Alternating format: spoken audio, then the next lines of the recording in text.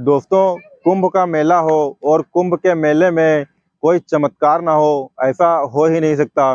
दोस्तों, ऐसे ही जो है इस बार जो कुंभ का मेला हुआ, दोस्तों उसमें भी जो है कई सारे चमत्कार हुए और उसमें जो है बहुत सारे लोग ऐसे होते हैं जो उस कुंभ के मेले में जो है खो जाते हैं। लेकिन इस बार की जो व्यवस्था थी, वो व्यवस्था बहुत ही ज़्यादा अच्छी थी। बहुत सारे लोग ऐसे थे जो 3600 तकरीबन आसपास के लोग बताए जाते हैं कि उस मेले में खो गए थे। लेकिन उसमें बहुत सारे लोग जो है मिल गए थे। लेकिन कुछ लोग ऐसे होते हैं जो अपने परिवार वालों को कभी नहीं मिल पाते हैं और वो हमेशा के लिए अपने परिवार वालों से बिछड़ जाते हैं।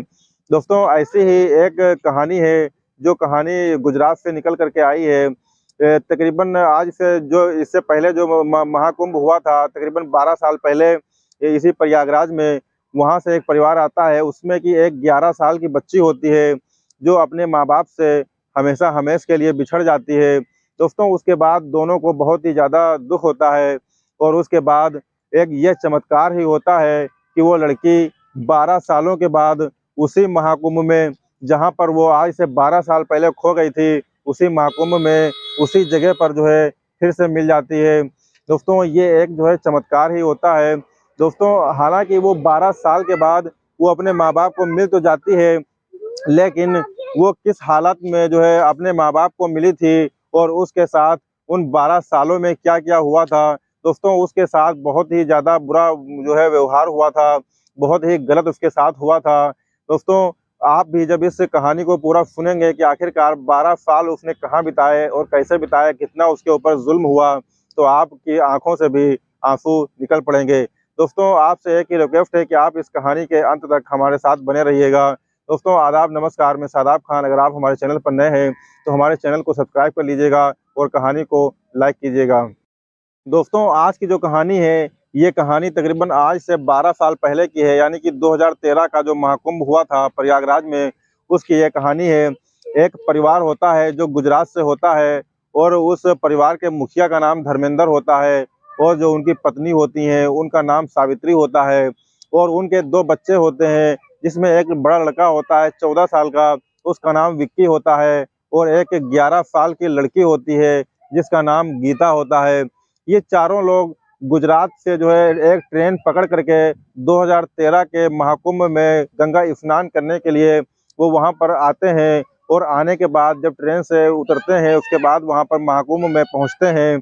और महाकुंभ में पहुँचने के बाद वो जो है एक जो वहाँ पर कैंप लगे होते हैं रुकने के लिए, विश्राम करने के लिए,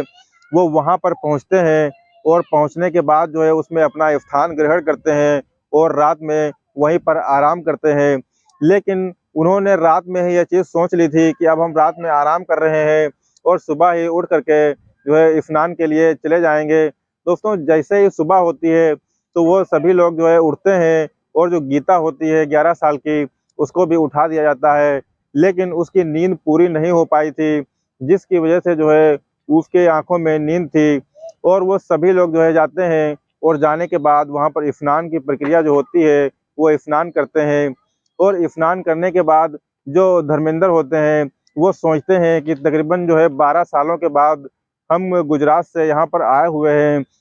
और इतनी दूर आए हुए हैं, जब इतना ज़्यादा हमने खर्चा पानी कर ही लिया है, तो क्यों ना जो है अब थोड़ा-सा मेला वगैरह घूम लिया जाए और कुंभ थोड़ा टहल लिया जाए। दोस्तों, आपस में वो सभी लोग जब मशवरा कर ही रहे होते हैं कि थोड़ा टहल लिया जाए, तभी जो गीता होती है वो कहती है कि पापा, दरअसल मैं रात को जो है मेरी नींद पूरी नहीं हो पाई थी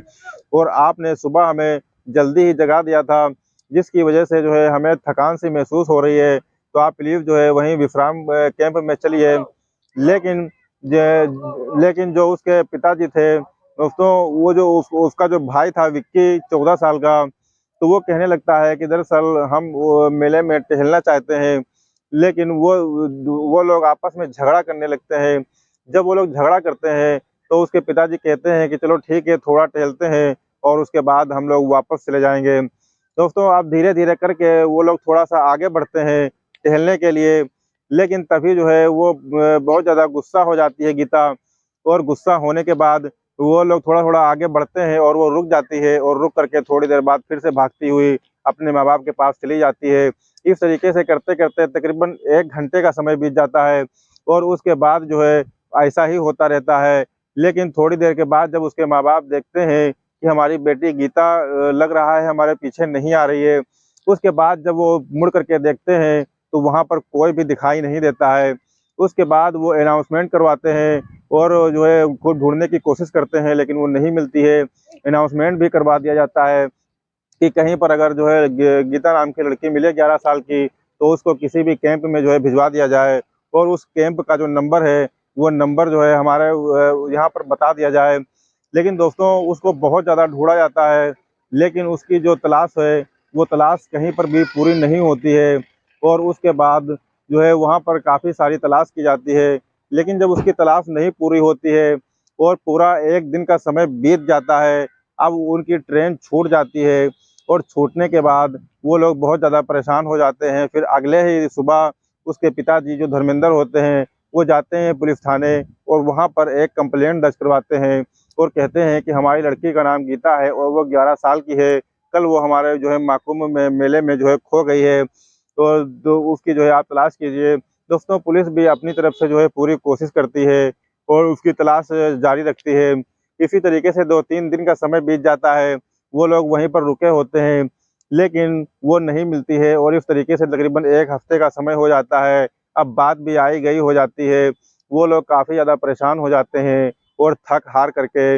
वो लोग रोते-बिलखते जो है अपने घर पर यानी कि गुजरात वापस चले जाते हैं। लेकिन उनके मन के अंदर ये टीस हमेशा के लिए बन गई थी कि हमारी लड़की जो है खो गई है और वो बहुत ज़्यादा बिलख रही थी, लेकिन कोई ऑप्शन भी नहीं था। पुलिस भी काफ़ी ज़्यादा उनको तलाश करती है, लेकिन कहीं पर भी वो नहीं मिलती है। इसके बाद जो है उनकी परेशानियाँ लगातार जो है पूरी तरीके से बढ़ जाती हैं।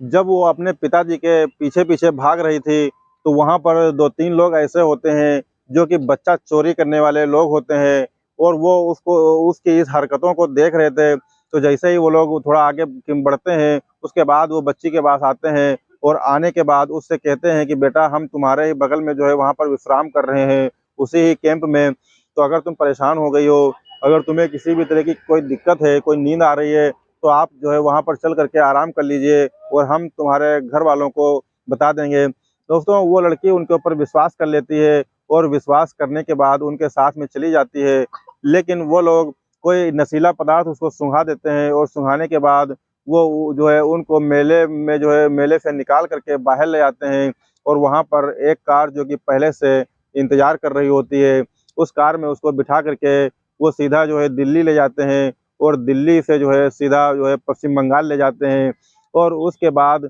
वो तीनों दरिंदे जो होते हैं, वो उसके साथ में जो कर सकते थे, वो उन्होंने किया। दोस्तों उसके बाद जो है उस 11 साल की लड़की को एक पश्चिम बंगाल के कोठे पर उसको बेच देते हैं और वहाँ पर वो जिस्म फरोशी का धंधा करने पर उसको मजबूर कर दिया जाता है और इस तरीके से तकरीबन जो है 6 सालों तक वो वहीं पर रहती है और उसके बाद उसको वहाँ से जो है दिल्ली के लिए भेज दिया जाता है और 4 साल तक वो दिल्ली में जो है यही काम को जो है अंजाम देती है, उससे ज़बरदस्ती ये काम करवाया जाता है। इसी दौरान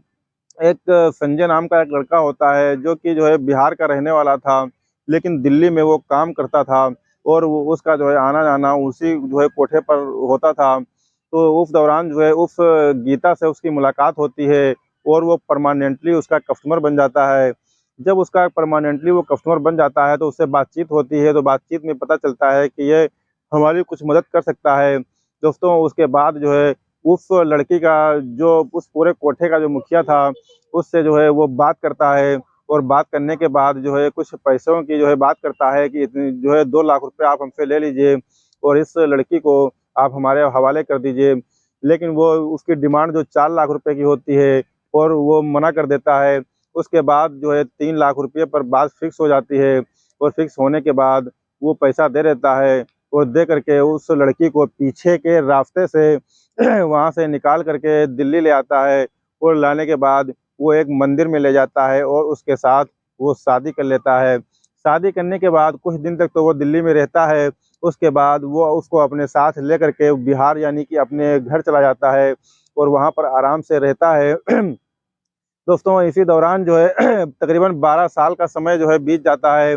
और बीतने के बाद जो है, जो उसका एक बड़ा भाई था विक्की, तो वो भी 14 साल का उस टाइम था। वो तकरीबन 12 साल के बाद तकरीबन 25-26 साल का हो चुका था और वो जो है मुंबई में काम करने लगा था। उस दौरान जो उसकी माँ और जो उसके पिता होते हैं, तो जब 2025 का कुंभ आता है, महाकुंभ, तो उसमें वो उसकी माँ जिद करने लगती हैं कि हम जरूर जाएंगे वहां पर और गंगा मैया से पूछेंगे कि आखिर ऐसा कौन सा पाप हमसे हो गया था जिसकी वजह से हमारी बेटी को हमसे छीन लिया गया। वो बहुत ज़्यादा जिद करती हैं, तो जिद के आगे उस जो उनके पति होते हैं धर्मेंद्र, वो भी उनके साथ में फिर से ट्रेन पे बैठ करके 2025 के महाकुंभ में आते हैं और रात को विश्राम करते हैं और सुबह ही उठ करके गंगा स्नान करते हैं। और स्नान करने के बाद जैसे ही वहाँ से वापस होते हैं, तो उसी भीड़ में, उसी जगह पर जहाँ पर वो आज से 12 साल पहले खोई थी, वो उनको मिल जाती है। गीता जो है अपनी माँ को देखकर तुरंत पहचान जाती है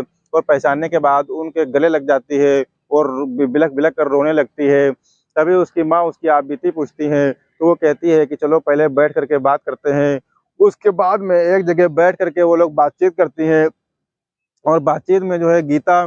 पूरी कहानी अपनी बताती है जो उसके साथ जो है गुजरा था। इसी दौरान जो है उसके जो माँ बाप होते हैं वो कहते हैं कि विक्की को फ़ोन कर दें, वो भी यहीं पर आ जाए, लेकिन वो मना करती है, कहती है कि अब मैं इस लायक नहीं हूँ कि मैं वहाँ पर जा सकूँ। लेकिन उसके माँ बाप जो है इस बात को जो है समझ जाते हैं कि इसके साथ गलत हुआ है। उसके बाद जो उसके साथ में था संजय, उसके बारे में पूछा जाता है, तो गीता बताती है कि इसी की वजह से आज मैं ज़िंदा हूँ और ये हमारा पति है, इसके साथ हमने शादी की है। जब पूरी कहानी उसके घर वाले जान पाते हैं, तो वो संजय का जो है शुक्र अदा करते हैं और कहते हैं कि तुम्हारा बहुत ज़्यादा शुक्र है, जो तुम्हारी वजह से हमारी बेटी जो है आज ज़िंदा है और आज हमारी बेटी हमको मिल सकी है।